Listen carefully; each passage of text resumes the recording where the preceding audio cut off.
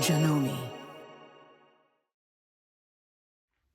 Hello everyone and welcome to Live with Janome. I'm Miriam Coffey. I am an education specialist here at Janome America and welcome to my studio. I hope everyone is having a fantastic day because today we're going to be going over the Janome quilt binder attachment, which is this beautiful piece of equipment right here. Now I know it's a little large, it's a little intimidating, it's a little expensive. But don't worry, we're going to debunk all of the scary parts of this piece of equipment here. So it's going to be, by the end of this, you're going to be so excited to get your hands on your Janome quilt binder attachment. So first of all, what exactly is it? So it is a attachment. It's not a foot. It doesn't attach to the foot. It attaches to the front of your machine. At the bottom, there is a square piece of metal or a rectangle piece of metal that attaches to your bobbin case. So this will work on any machine that has a top loading bobbin. Now, I will show you on the machine what I mean by a top loading bobbin, but basically if you load your bobbin on the top and there's a little plastic cap that goes over it that you sort of push over to the left, to the right, you will pop your bobbin case off and then you'll insert this and then you'll use a little screw on the back to tighten it up. And that's how you'll attach it to your machine. Again, we are going to show you this closer up, so it'll make more sense if you're a little confused. But basically what the quilt binder attachment does is it folds and sews your binding at the same time. So it cuts the time that it takes to bind a quilt like in half. Like I can do a king size quilt in 40 minutes. Like I've gotten really pretty fast. It's really simple to do. It takes a little bit of practice. There is a learning curve, just like there is in everything in life, especially anything worthwhile. So it is not a magic bullet that it's not, your first corner is not going to be most likely perfect. So you are going to have to practice a little bit, and I will explain that more once we actually get to the sewing machine.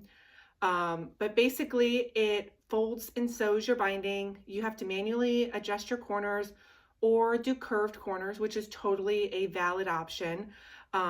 The only thing that you'll have to do a little differently with a curve versus a straight corner is do a bias binding versus a cross grain binding.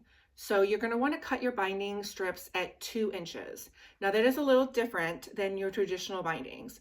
Traditional bindings are normally done at 2.5 inches and then folded in half and then sewn down raw edge to raw edge and then flipped around.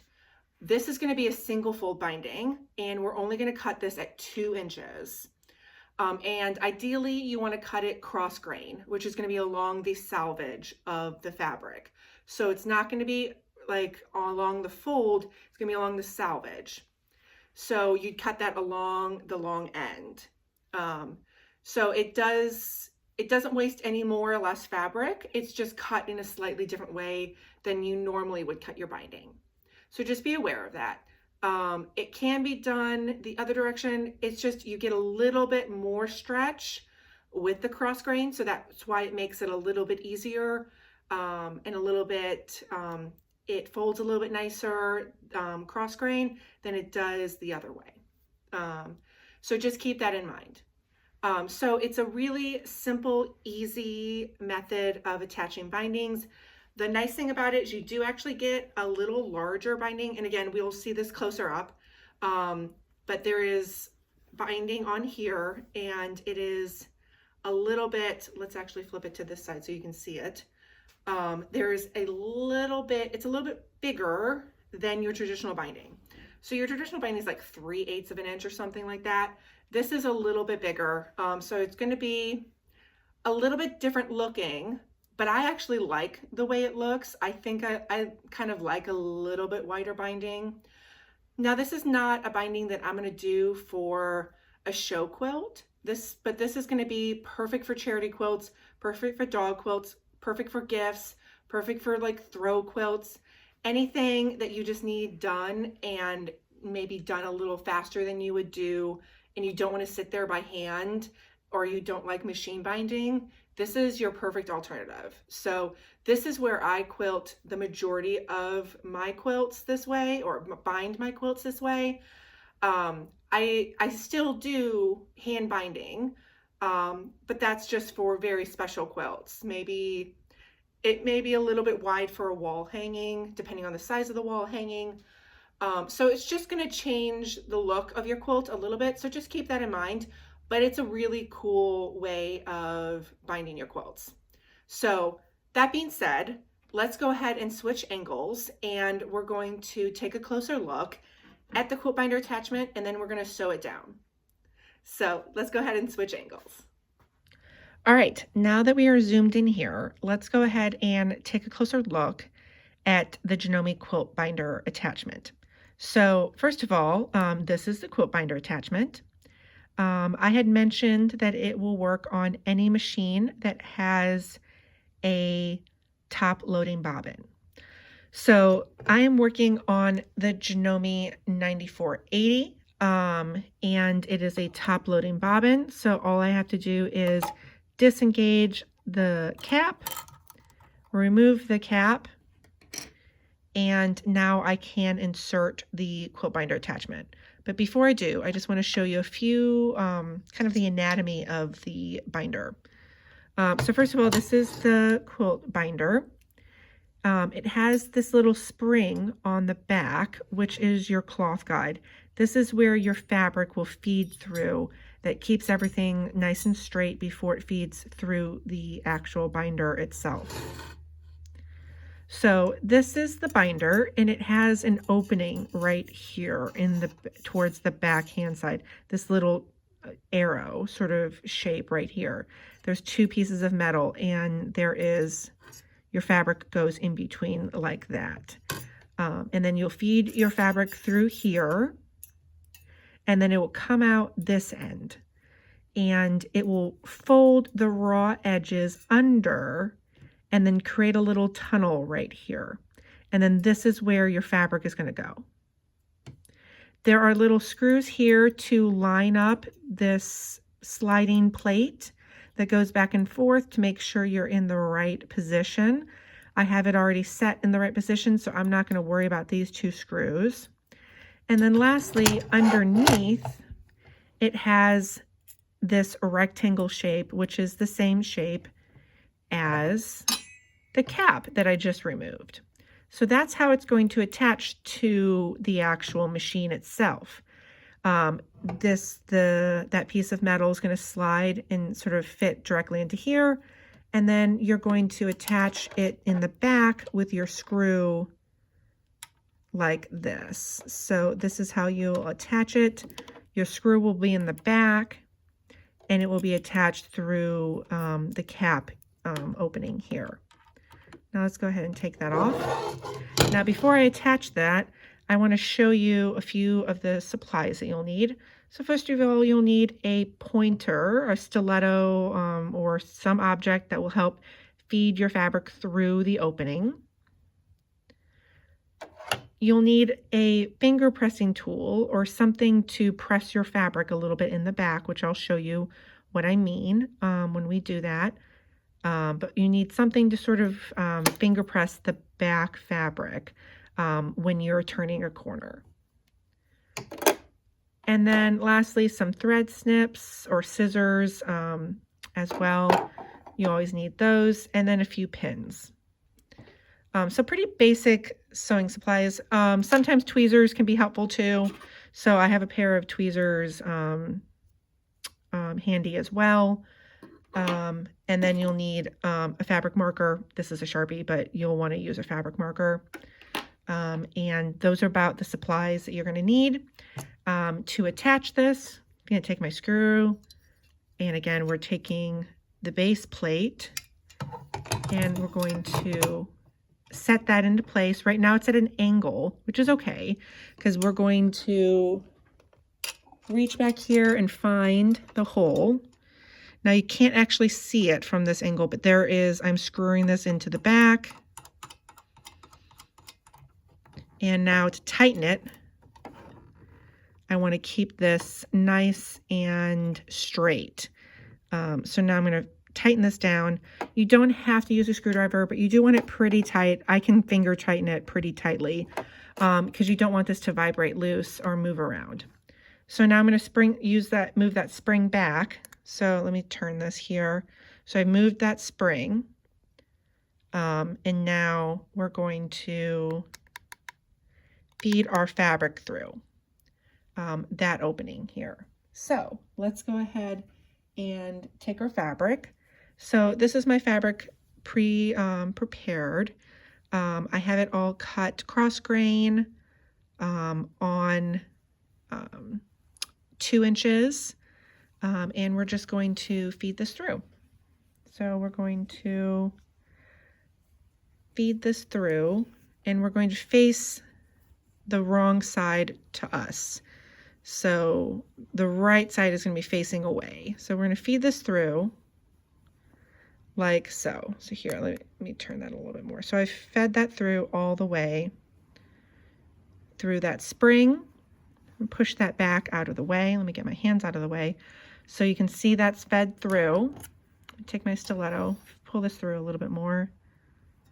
Feed my fabric through that opening.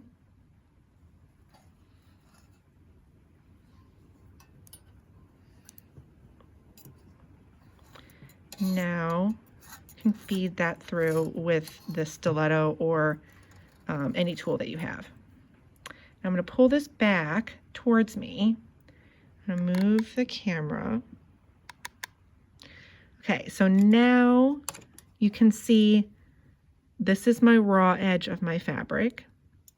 This is the beginning of where the tunnel is going to start. So now what I'm going to do is there is a little hook right here. Right there. So that's my finger behind it. There are 2 little, like, kind of little hooks right here that you want your fabric to go underneath. So we're going to pull this, pop that underneath those little hooks. They kind of have little teeth that kind of grab the fabric and keep it in place. And you can also see that is my raw edge of my fabric. And right here is the raw edge of the bottom. So they are going to create a little tunnel. You can see raw edge here, or raw edge there, and then now this is a little tunnel for my fabric to sandwich in between. Now I can pull that back and begin to sew my quilt. So let's go ahead and grab the quilt sandwich. Now what I like to do is I start with anytime I'm practicing quilting, like the free motion quilting, ruler work, whatever, I keep those scraps and then I can practice binding those and then cut off the binding and then bind them again, cut off the binding, bind them again, until I end up with a piece that's too small to bind. And then that gives me practice anytime I haven't done this for a long time. So I don't bind quilts on a weekly basis or anything like that. And there may be times that it's, 6 months to a year that I've bound a quilt for whatever reason. And then I have a bunch of quilts I need to bind. So I will bring out my quilt binder and practice a corner or 2 on my scrap fabrics. So this is one of my scrap fabrics. Now let's get this underneath here. So we're going to put our fabric down. So there's my quilt sandwich. Got my backing, batting, and quilt top. I just have some grid quilting on this. And now what we're going to do is we're going to insert my quilt sandwich into that little pocket or tunnel. We're going to push this underneath and pull the back. So now you can see it has a little tunnel here that I've created, and it's kind of making a little sandwich around. It's wrapping around on either side. So I am pulling to make sure I have some extra tail to join later. So I'm going to pull that through, pushing this quilt sandwich into the little tunnel, making sure that it's feeding smoothly.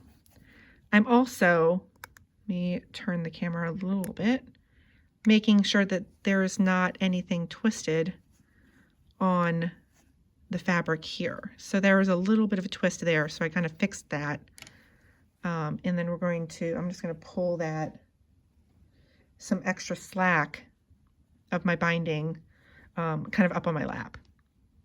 Okay, now let's turn this back. And now what we're going to do is we're going to begin sewing. So I have purple thread on the top and white bobbin on the bottom. And I also have a serpentine stitch selected. Now there are several stitches that you can use. There's lots of stitches you can use actually. My favorite happens to be the serpentine stitch. This is what the serpentine stitch looks like. I have actually increased the stitch length and decreased the stitch width. So this is my settings for this particular sample. So my width is 2.6, my length is 2.6. And that's the settings that I have for my machine right now. So on the Janome 89,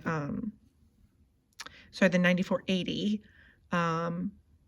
I have the serpentine stitch on the quilting category in stitch number 8. In general, the serpentine stitch is under the quilt category, so that's where you're most likely going to find it. And it's going to be a little wavier, like a little wider, and a little more back and forth like that. I like it a little more elongated. I think it looks nicer, but it's still very forgiving for when you are sewing. So this is the stitch that I use 90% of the time when I'm using the quilt binder attachment. But when you get better at it, you can use more precise stitches like the blanket stitch, where you can line it up where it's on the edge of your binding. And then this is what the back looks like, but it has a different bobbin on it, thread color. So this is the blanket stitch on it. It's a little less forgiving, so you do have to go a little slower. It's going to take a little bit more time, but this also can be a pretty look. So depending on the decorative stitch that you're using will determine how fast it goes. So if you are choosing a stitch that has a lot of back and forth and repeating itself, it's going to take a lot longer than the serpentine stitch, which is going to be a really fast stitch. So just keep that in mind. It's not a good or a bad thing, it's just a thing. So that's the blanket stitch. You can also use a straight stitch. It's just a little less forgiving, and it's something that I wouldn't recommend as your very first time doing it. I would recommend the serpentine stitch as the first time you try it, because it is close to a straight stitch, but more forgiving about catching the fabric if you're a little off. Another forgiving stitch is your zigzag. You can also make it narrower and increase the stitch length so it's a little less tight. You can play with that and check your settings. I just did this. This is your standard zigzag. I didn't play with my settings here, but you could totally play with your settings and get a different look. And again, it looks best when you have your binding and your thread matching. So it's not going to look as nice like this, but let me show you some examples of the binding and what it looks like when you have matching thread and matching binding fabric. So this is a quilt top. So this is actually the same fabric that we're using. So this is extra, as you can tell. So this is a finished corner. And here is another finished corner. This one crossed over a little bit. This one's a little bit better. So that is what one of the corners look like. This is another example of the binding. Again, you can see the serpentine stitch still. That's a nice corner. So that's the back. That's the front of it. This is a vintage quilt top that I quilted. So you can see it looks really nice with that matching red thread. You can't really see the stitching. And again, that's the back. And another corner and then the back of another corner. So you can see you can get really precise corners. It just takes a second to practice it. Just like anything worthwhile in life, it takes a second to do. It's not going to be perfect the first corner that you ever do. So now that we've gone through those examples, this is kind of pulled out of the opening here, so we're going to have to redo that. So let's pull that fabric kind of back a little bit, insert this back into place, and then I've got my serpentine stitch on again, which is that wavy stitch, which again looks like this. So we're going to pull this back and just begin sewing.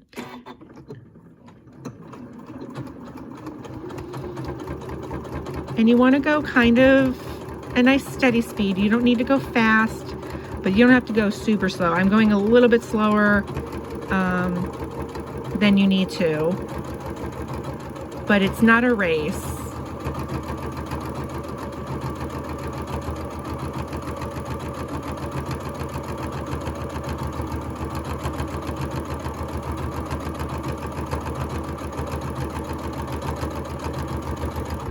Okay, we're getting close to the corner. So what we're going to do is I'm stopping, checking my spring, check and make sure that is nice and straight, which it is. And now we're going to go back and I'm going to stitch to the end of my corner. And then we're going to lift our needle and our foot up.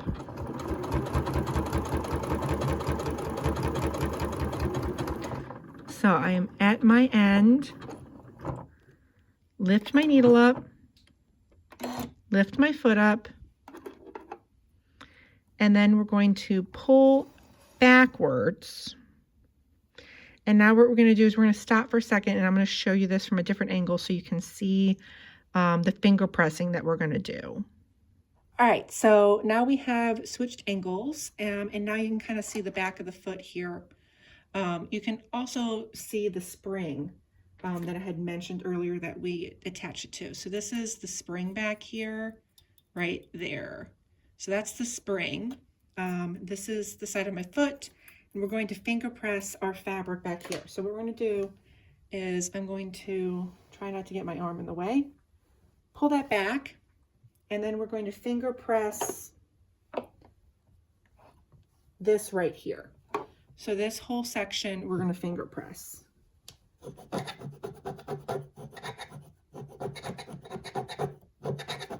Basically what we're doing, so we're rubbing this back here, is we're trying to get the memory of that fold to stay, because what we're going to do is we're going to manually miter our corners.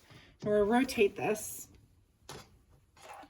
pull this out a little bit, pull out our top and bobbin thread.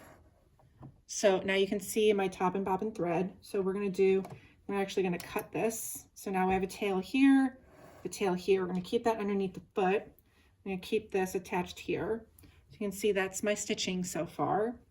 And now we're going to manually miter the top and the bottom. So we're going to take our pin. We're going to take a pin, and we're going to kind of line this up like so and fold this down. So we're kind of creating that, this is the finger press that we just did. So I'm going to tuck this miter in till it comes and matches. There we go. Well, it matches right there. So these 2 points match up, and we're going to stick a little pin right at that intersection. And we're going to flip this over, and I'm going to miter that back, making sure that that fold, that finger press fold, is folded under. And we may need to miter that again, and if it's not matching up perfectly, we can do it again. So that looks pretty good. Take another pin, and you want to use sharp pins here. Put a little pin and then stick it down, catching the other end. So actually, I think I'm going to pull this a little closer here. I want to grab that end there. So now that matches up. This matches up on this side. Now I may actually need to adjust that miter a little bit, like so. There we go. Now what we're going to do is we're going to pull this back and take our fabric and rotate this. So we're going to stick this with the pin still attached for now, pull this back, pull my, or push my fabric into place, pulling this back, making sure that it's underneath. This is when your thread tails are handy, that I can kind of maneuver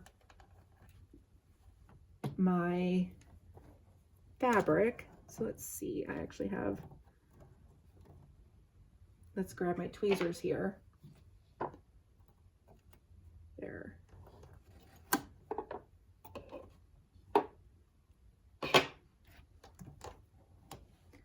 Yeah, now I can kind of grab that in place and lower my foot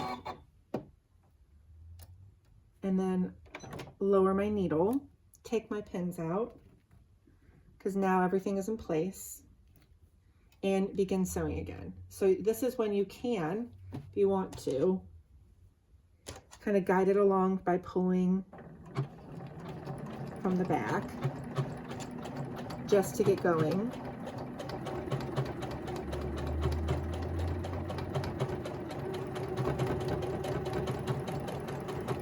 Sewing along till we get to the bottom. So let's go ahead and continue and do another corner.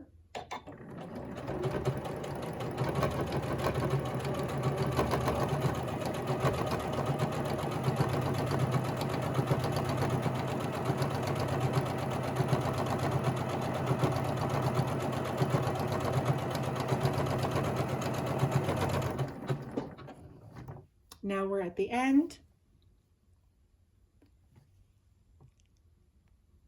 Let's zoom in here a little bit. Lift our needle up, lift our foot up, pull straight back, finger press the binding. And now I know that hand's in the way, but I kind of need to hold this. Keep pulling.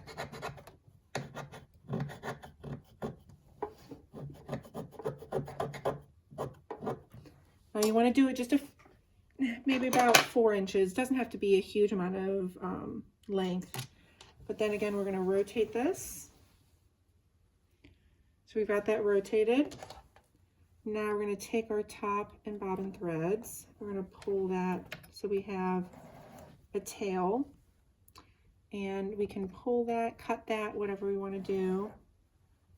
Let's get that tail out of the way. Let's get that thread tail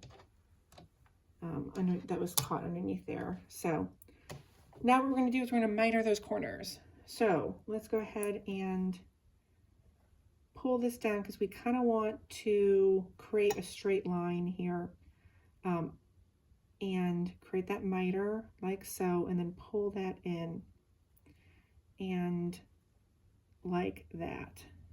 That looks really nice. Now let's pin that in place, grabbing that top. So I think that miter looks nice. Get my threads out of the way.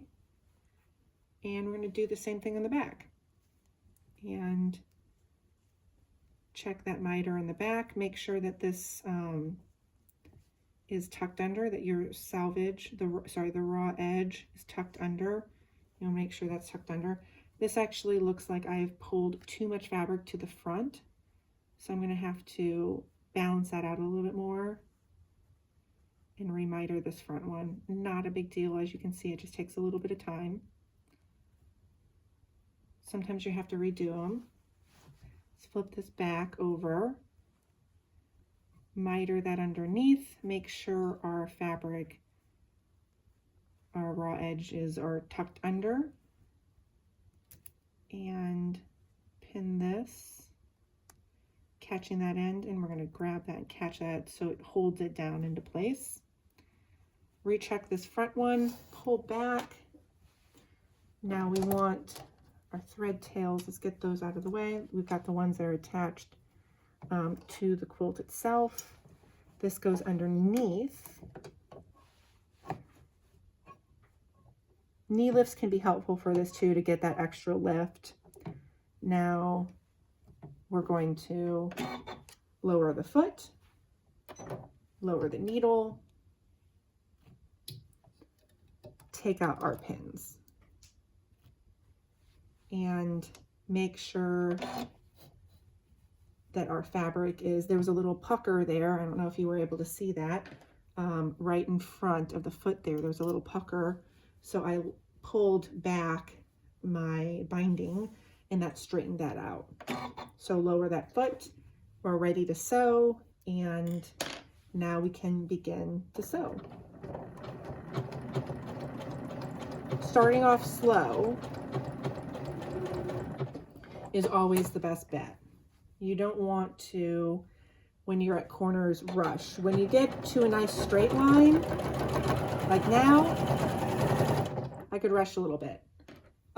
Here, I want to point out there's a little bit of, it got caught around here. So what we're going to do, we're going to lift our foot up, tuck that back down. Now it's smooth sailing. Now I could speed up if I needed to.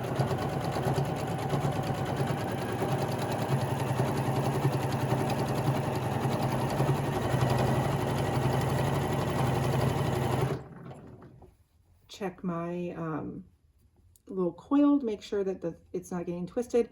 I do have an intersection here in the back. You can't see it, but right back here, there's a little intersection.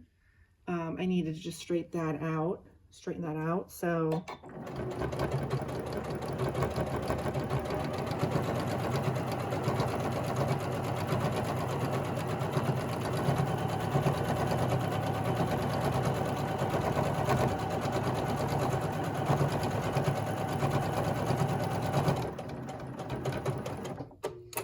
couple more stitches, and then I would do the same thing for this last corner.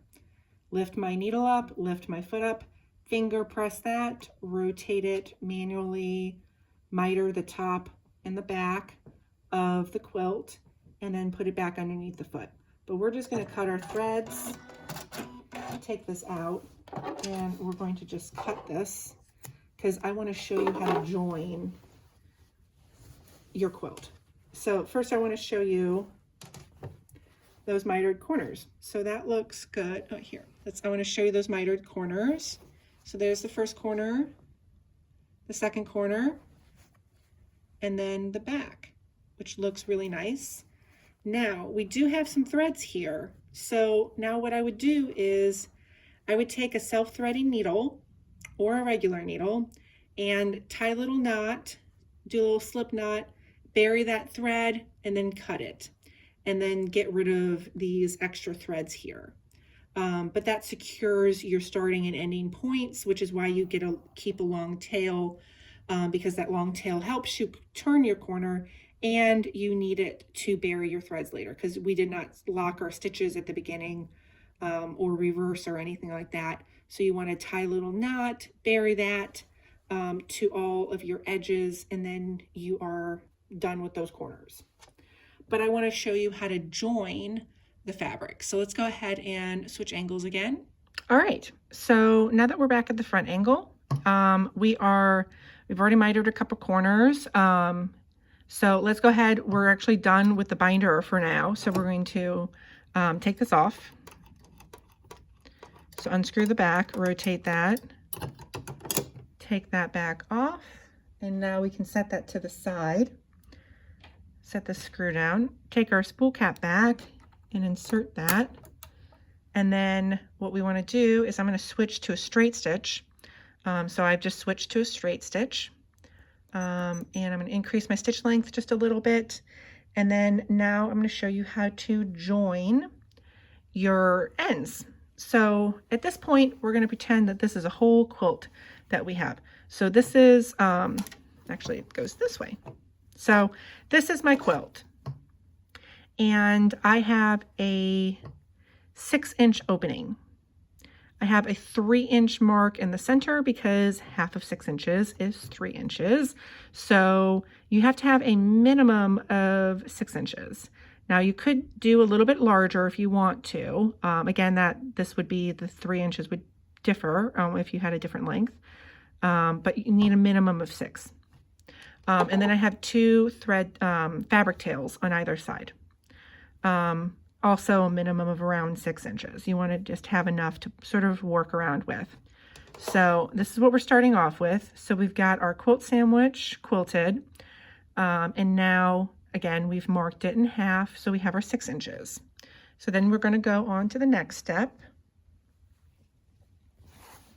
and now we have our 6 inches opening, and then we're going to take our right side of our quilt and the right side of the binding, and we're going to lay it over the center point, and we're going to mark 3/4 of an inch and then draw a line. So that's what that orange red line is right here, is my 3/4 of an inch mark on the opposite side of my center point. So this measurement right here from my center point to this mark right here is 3/4 of an inch. Now I'm not stretching this because again that would be more than 3/4 of an inch. You want it to just sort of lay nice and flat. You want to make sure there's not a pucker or a pleat or anything. Nice and flat, 3/4 of an inch on the opposite side of the binding itself. Same thing on this side. Flip this over.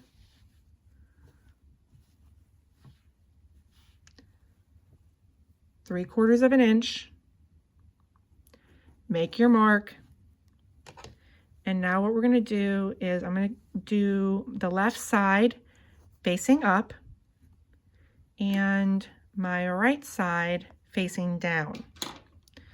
So we're going to, we're like right side facing on top of our left side. So we want to line up the marks with raw edges. So we're going to line up the left side mark to the right side raw edge and the left side raw edge to the right marked line.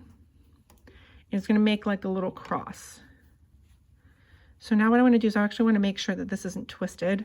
We're going to turn this down, turn that way, and we're going to, actually it goes this way, it flips back that way. And we're going to check this to make sure that's right in a second. So this is going to go, this marked line is going to go up to this raw edge. And then this raw edge right here is going to match up with this marked line. Like so. And we're going to take a pin. And we're going to just pin this in place. We're going to sort of straighten it out. Get this. This is a little twisted. And we're going to see if this is right. Because I always check it. No matter how many times I've done this, I always check it. And then once you have that, and I'm just going to do one more pin right here. You're going to draw a diagonal line, and that's what the blue line is. It is going from this intersection to this intersection. We're going to draw a blue line across, and now what we're going to do is I'm actually going to pin on that line. I'm going to take this pin out because we don't need that anymore. Now what I'm going to do is I'm going to check to make sure that's right. And now that looks perfect. It has, once this is sewn, this will be a perfectly straight line. So now what we're going to do is we're going to open that back up.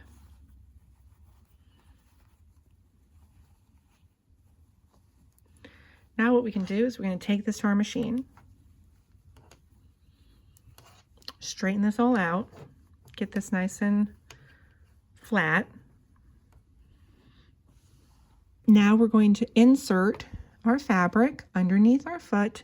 Again, we've switched to a straight stitch lowered my foot, and now I'm going to sew along that blue line. I'm going to take my pin out because I'm going to just stick it this direction.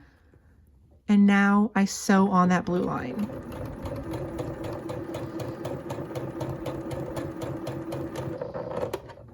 Take my pin out.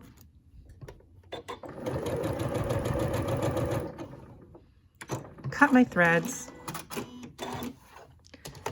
And then what I would do is I would trim this extra fabric, and then that would, when it would be opened up, all this bulk would be gone and this would lay perfectly flat. So now we have the last step. We've sewn this line, I've cut the excess, and I've pressed my seam open. And then now when I open this up, I have created a finger, or I've taken this to the iron. I could either finger press it or actually take it to the iron and fold under my raw edge, and it's going to kind of automatically tuck itself under because it's stitched down on either side. So it's going to automatically kind of do it for you already, but you do kind of want to manually do it a little bit better. So let's make sure that our quilt sandwich is in between there nicely, and fold that under. This is caught, so we're going to make sure that that quilt sandwich is all the way in, just like that. Now we take this and press this. That looks good on the back as well. And I have that all folded under. If I wanted to, I could throw a few pins to keep it in place, or some clips, whichever you prefer. Take this to my machine, switch it to the serpentine stitch, and then, or whatever stitch that I used. This is technically a straight stitch, so I would use a straight stitch on this. But if this on the other quilt that I was using was a serpentine, I would switch to serpentine and then serpentine this shut. And then you are done. You have bound your quilt with the quilt binder attachment. You've mitered your corners. You've joined your fabric together. So you are done. And it was really easy. And you can use this technique actually to bind when the measurement's 2 inches. The math won't work out if it's not 2 inches. But you can use that same technique for other ways of binding your quilt. So this is a great way of joining your 2 ends together, your starting point and your ending point. So it's a really simple way, an effective way of finishing your quilts, of finishing those bindings. And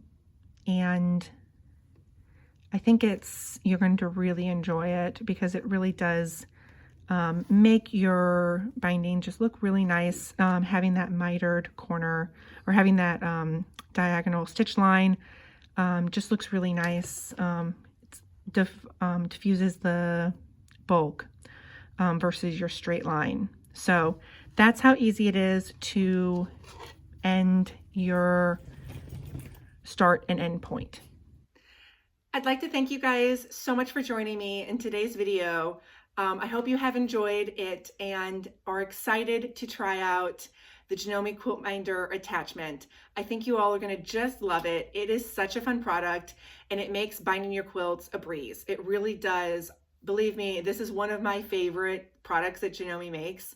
I love binding my quilts this way because I can just get them done so much faster than I can doing it by hand or even doing it by machine, because when you do it by machine, you have to sew it twice. So you have to go all the way around to attach it, fold it back, iron it on one side, flip it again, fold it again on the other side, and then sew it down. So you're doing twice the amount of work, if not more. And with this, it's just one shot and bang, you are done. So I hope you guys are excited to test out the Janome Quilt Binder attachment, and I will see you all next time. Happy sewing!